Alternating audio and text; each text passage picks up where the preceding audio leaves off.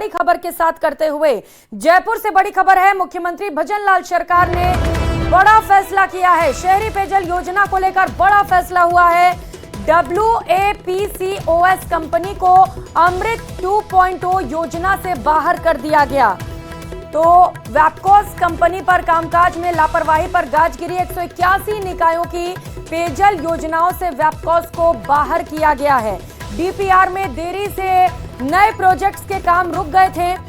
Messrs Shah technical consultant company को जिम्मेदारी सौंप दी गई है।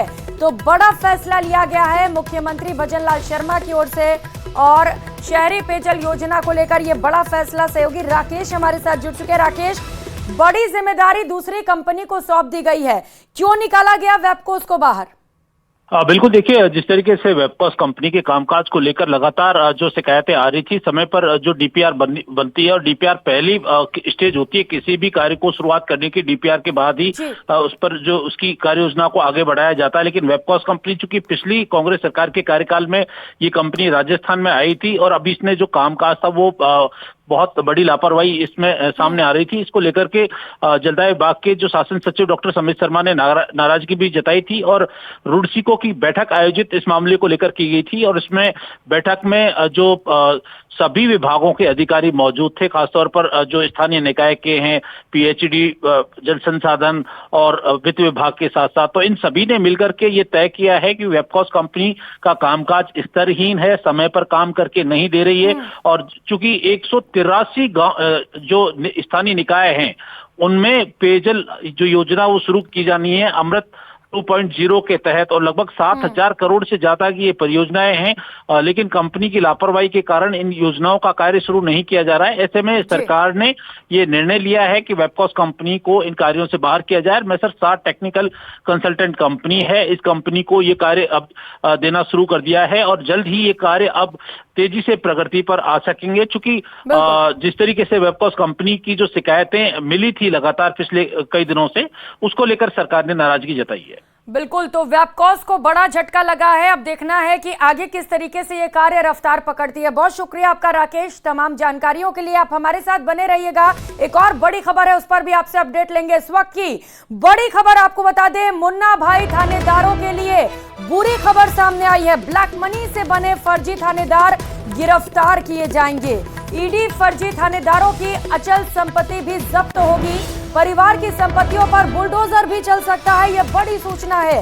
पेपर लीक प्रकरण की जांच में ईडी को कई अहम सबूत मिले हैं। अभ्यर्थियों की ओर से ब्लैक मनी की गई, उस पर भी जांच की जानी है। पुलिस सब इंस्पेक्टर भर्ती परीक्षा में करोड़ों रुपए का खुलासा हुआ है, करोड़ों रुपए का खेल किया गया। PMLA एक्ट में ईडी गिरोह और अभ्यर्थियों की जांच लगातार कर रही है। राकेश, यानी कि यह माना जाए कि जो फर्जी तरीके से थानेदार बने हैं, जल्द ही उनके खिलाफ बड़ी कार्रवाई होने वाली है।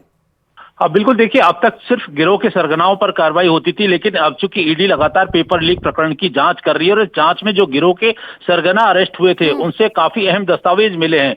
जो अभ्यर्थी हैं इन्होंने जिस तरीके से प्रतियोगी परीक्षाओं में भर्ती होने के लिए पैसा दिया है, इतनी बड़ी ब्लैक मनी उनके पास कहां से आई और एक बहुत बड़ा अमाउंट जो है इस गिरोह के सरगना और इन लोगों के पास पहुंचा है। बड़ी अचल संपत्तियां इससे खरीदी गई हैं।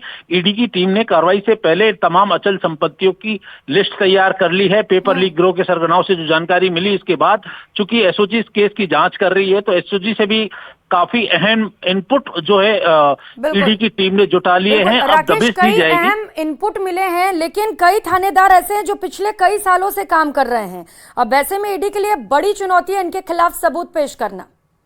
बिल्कुल, देखिए ईडी ने ऐसे साक्ष्य जो सब इंस्पेक्टर भर्ती परीक्षा 2021 के अलावा पहले भी जो ऐसे सब इंस्पेक्टर्स हैं, चूंकि जो गिरोह के सरगना हैं उन्होंने पूरी फेरहिस्त जो है ईडी के अधिकारियों को दी है, जो पहले भी फर्जी तरीके से भर्ती हुए हैं, चाहे वो पेपर लीक प्रकरण के जरिए भर्ती हुए हों या डमी कैंडिडेट बिठा करके कोई भी अख्तियार या ब्लूटूथ के जरिए अगर वो भर्ती हुए हैं, तो इन सभी प्रकरणों की जो है जानकारी ईडी को मिली है। ईडी सिर्फ 2021 की एसआई भर्ती ही नहीं बल्कि इससे पहले भी जो भर्ती हुए हैं, और इसमें एक नया रूप अख्तियार कर रही है कि अब जो अभ्यर्थी हैं उनकी भी संपत्तियां कुर्क होगी, उन पर बुलडोजर चलाया जाएगा और उनको रास्तात किया जाएगा। देखना है कि कितने मुन्ना भाई थानेदार इसकी जद में आते हैं और उनके खिलाफ कार्रवाई की जाती है। बहुत शुक्रिया आपका राकेश, तमाम जानकारियों के लिए।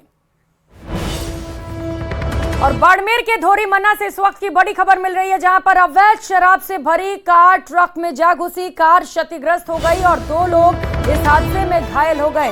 धोरीमन्ना से शराब लेकर ये ट्रक गुजरात की ओर जा रहा था। धोरीमन्ना पुलिस ने शराब को भी जब्त कर लिया है। मीठी सरहद गांव के पास ये भीषण सड़क हादसा हुआ है। बाड़मेर के धोरीमन्ना से ये तस्वीर आप देख पा रहे हैं, जहां पर अवैध शराब से भरी कार एक ट्रक में जा घुसी। कार इस हादसे में क्षतिग्रस्त हो गई है, जिसकी तस्वीर आप देख पा रहे हैं। 2 लोग इस सड़क हादसे में घायल हुए हैं। धोरीमन्ना से शराब गुजरात ले जाई जा रही थी और बीच रास्ते में ही ये गाड़ी हादसे का शिकार हो गई। अब पुलिस पूरे मामले को लेकर तफ्तीश में जुटी है।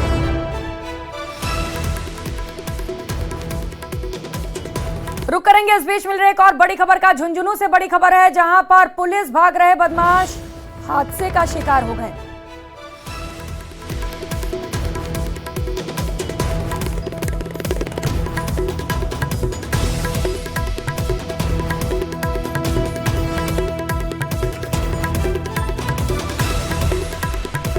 तो झुंझुनू से इस वक्त ये बड़ी खबर आप देख पा रहे हैं, जहां पर पुलिस से कुछ बदमाश भाग रहे थे और वो हादसे का शिकार हो गए।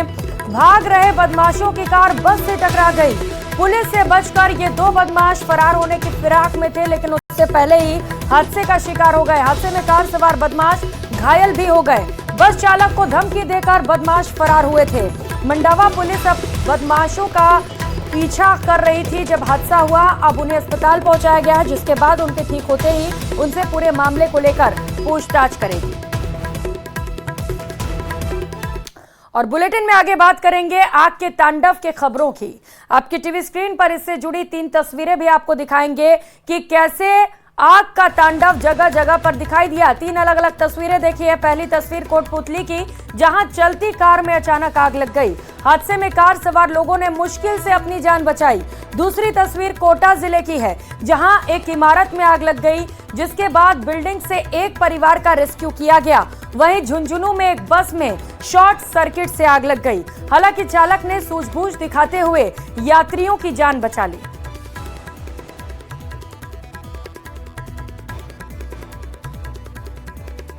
तो वहीं नीट पेपर लीक मामले में सीबीआई ने भरतपुर मेडिकल कॉलेज के 2 स्टूडेंट्स को गिरफ्तार किया।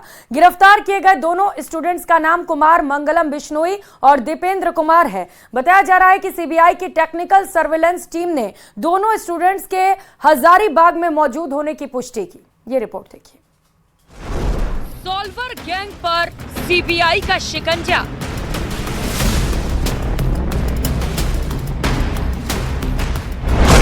शहर शहर जुड़े तार, मुन्ना भाई गिरफ्तार। नीट पेपर लीक का Bharatpur connection.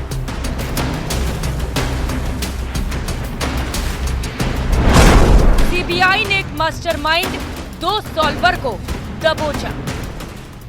NEET paper leak case में लगातार नए खुलासे हो रहे हैं। सीबीआई जांच में पेपर लीक केस का भरतपुर कनेक्शन सामने आया है। सीबीआई ने भरतपुर मेडिकल कॉलेज के 2 स्टूडेंट्स कुमार मंगलम और दीपेंद्र कुमार को गिरफ्तार किया है। सीबीआई की टेक्निकल सर्विलांस टीम ने दोनों स्टूडेंट के एग्जाम के दौरान हजारीबाग और झारखंड में मौजूद होने की पुष्टि की है। सीबीआई ने 18 जुलाई को भरतपुर में दबिश देकर जगन्नाथ पहाड़िया मेडिकल कॉलेज से 2 छात्रों को गिरफ्तार किया था। दीपेंद्र 2023 और कुमार मंगलम 2022 बैच का स्टूडेंट है। दोनों छात्र सॉल्वर का काम करते थे। पटना एम्स से गिरफ्तार आरोपियों की मोबाइल डिटेल के आधार पर दोनों की पहचान हुई थी। नीट पेपर लीक मामले में भरतपुर मेडिकल कॉलेज का जो कनेक्शन है वो सामने आया है और 18 जुलाई को सीबीआई की टीम यहां पर पहुंची। 2 स्टूडेंट कुमार मंगलम बिश्नोई और दीपेंद्र कुमार को यहां से हिरासत में लिया। हिरासत में लेने के बाद पूछताछ की गई और पूछताछ के बाद दोनों स्टूडेंट को सीबीआई की टीम ने गिरफ्तार किया है। सीबीआई पूछताछ में सामने आया कि दोनों मेडिकल स्टूडेंट्स कुमार मंगलम बिश्नोई और दीपेंद्र कुमार भरतपुर में जवाहर नगर कॉलोनी में किराए के मकान में रहकर पढ़ाई कर रहे थे। दोनों मेडिकल कॉलेज में रैगिंग के मामले में भी चर्चाओं में रहे थे, जिसके चलते कुमार मंगलम बिश्नोई को मार्च में 3 माह के लिए निष्कासित किया गया था। साथ ही 25,000 रुपए का जुर्माना भी लगाया। इसकी जानकारी सीबीआई टीम को भी दी गई थी। पेपर लीक मामले में कार्रवाई की भनक किसी को नहीं लगे, इसके लिए सीबीआई की team medical council of India के अधिकारी बनकर कॉलेज में पहुंची और रैगिंग के मामले में कुमार मंगलम बिश्नोई को जोधपुर से अपने साथ ले गए। साथ ही दीपेंद्र कुमार को भरतपुर से गिरफ्तार कर लिया। मेडिकल छात्रों से पूछताछ में बड़ा खुलासा। नीट का पेपर हजारीबाग में किया था सॉल्व। एक सॉल्वर पटना और दूसरा रांची से पहुंचा था हजारीबाग। सीक्रेट जगह पर दोनों ने किया था पेपर सॉल्व।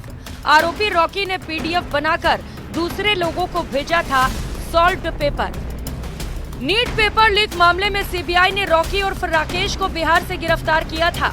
जानकारी के अनुसार रॉकी ने ही पेपर लीक होने के बाद उसे सॉल्व कराकर एक आरोपी चिंटू के मोबाइल पर भेजा था। सीबीआई ने रॉकी को गिरफ्तार कर कोर्ट में पेश किया था।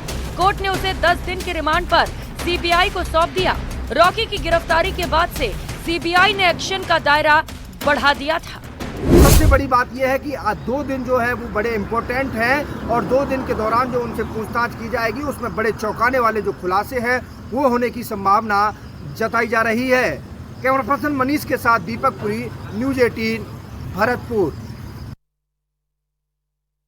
जयपुर से जहां प्रॉपर्टी डीलर की पत्नी की हत्याकांड मामले में बड़ा खुलासा हुआ है। पुलिस ने हत्याकांड का पर्दाफाश करते हुए आरोपी शैलू उर्फ दीपू को गिरफ्तार किया। बता दें, आरोपी प्रॉपर्टी डीलर के किराएदार का भांजा है और उसने मकान में आने जाने से टोकने की बात को लेकर हत्या कर दी। आरोपी ने हत्या के बाद अपने कमरे पर जाकर खून से सने कपड़े जला दिए थे। साथ ही हत्या के बाद मृतका मंजू का मोबाइल भी साथ ले गया था। आरोपी की पहचान पुलिस ने सीसीटीवी फुटेज से की और उसे गिरफ्तार कर लिया।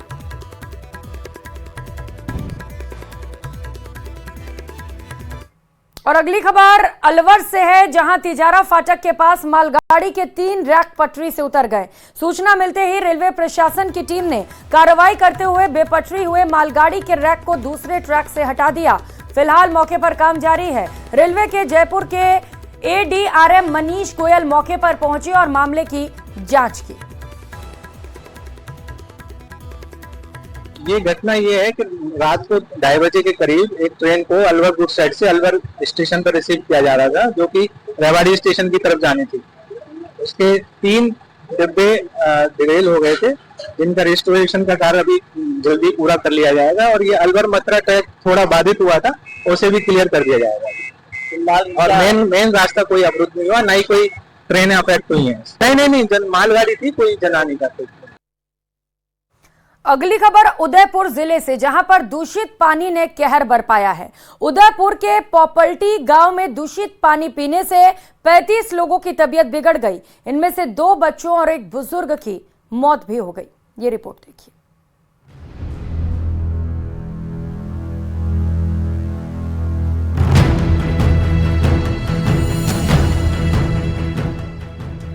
उदयपुर जिले में दूषित पानी ने कहर बरपाया है। उदयपुर के पोपलटी गांव में दूषित पानी पीने से 35 लोगों की तबीयत बिगड़ गई है।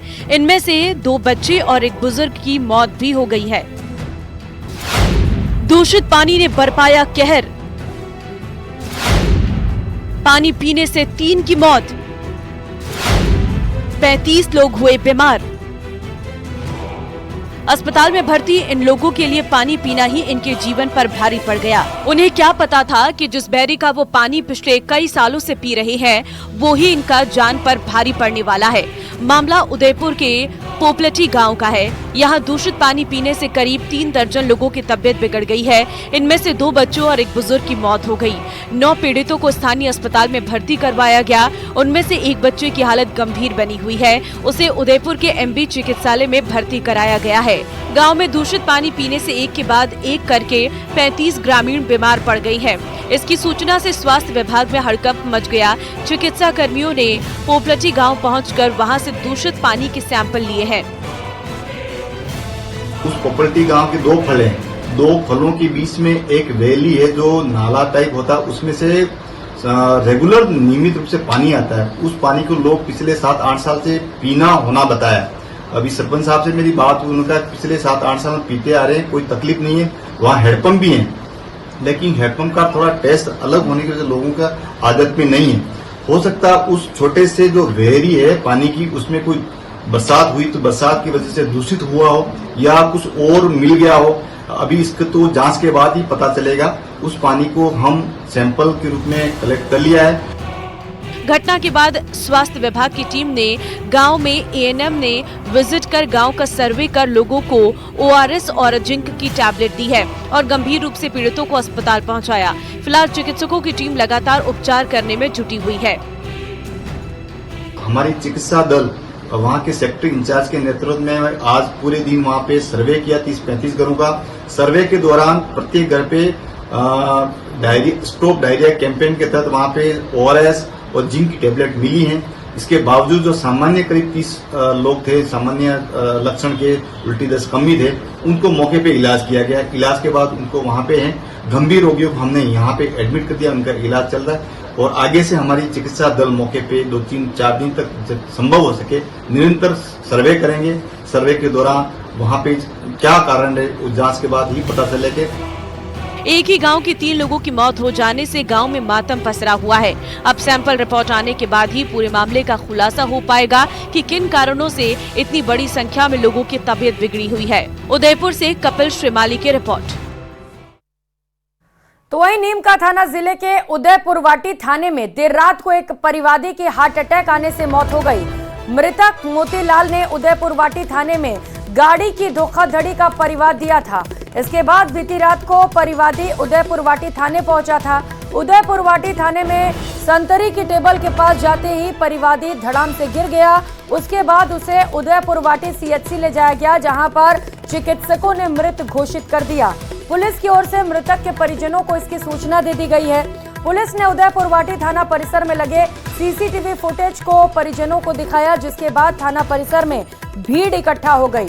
परिजन मामले की जांच करवाने की मांग कर रहे हैं। परिजनों का आरोप है कि थाना आने से पहले आरोपी पक्ष मृतक मोतीलाल से मिला था। ऐसे में मामले की निष्पक्ष जांच होनी चाहिए। तो वो तस्वीरें भी आप देख पा रहे हैं जहां पर एक शख्स थाने में पहुंचा था अपने रिपोर्ट को लेकर, लेकिन उससे पहले कि वो पुलिस से बातचीत कर पाता, कुछ कह पाता, वो धड़ाम से गिर गया। अब पीड़ित पक्ष का कहना है कि थाने जाने से पहले वो आरोपी पक्ष से मिला था और ऐसे में उन्होंने ही कुछ कर दिया है। मामले पर निष्पक्ष जांच जरूरी है। सहयोगी कृष्ण हमारे साथ जुड़ चुके हैं। कृष्ण, कुछ पता चल सका है क्या कि आखिर मौत हुई कैसे? जी प्रियंका, मैं आपको बता दूं कि ये पूरा का पूरा मामला उदयपुरवाटी थाना परिसर में घटित हुआ है और ये पूरी की पूरी वारदात है वहां लगे सीसीटीवी कैमरे में कैद हो गई है। परिजनों द्वारा मांग की गई कि जो आरोपी पक्ष है वो थाना आने से पहले, थोड़ी देर पहले मृतक मोतीलाल है उनसे मिला था और उसके बाद पुलिस ने इस मामले में गंभीरता दिखाते हुए और जो आरोपी पक्ष है उसको भी थाने बुलाया है और पूछताछ की गई है। और उसके बाद जो आरोपी पक्ष है उसने कहा कि इससे पहले हम दोनों को थाने बुलाया गया था और पूरे प्रकरण में आपसी सहमति से राजीनामा हो गया था और इसके बाद जो मैं है मौके से निकल गया था और परिजन पूरी तरीके से संतुष्ट होने के बाद पुलिस की ओर से मृतक का है पोस्टमार्टम है वो उदयपुरवाटी सीएचसी में करवाया गया है। साथ ही जो घटनाक्रम सीसीटीवी कैमरे में कैद हुआ था उस पूरे घटनाक्रम को पुलिस द्वारा है परिजनों को दिखाया गया है। जी, क्योंकि परिजन कह रहे हैं कि जो दूसरा पक्ष था उस पर आरोप लगा रहे हैं और ऐसे में पोस्टमार्टम रिपोर्ट महत्वपूर्ण है। कृष्ण, इसी से खुलासा हो सकेगा कि आखिर मौत कैसे हुई। कब तक रिपोर्ट सामने आएंगे?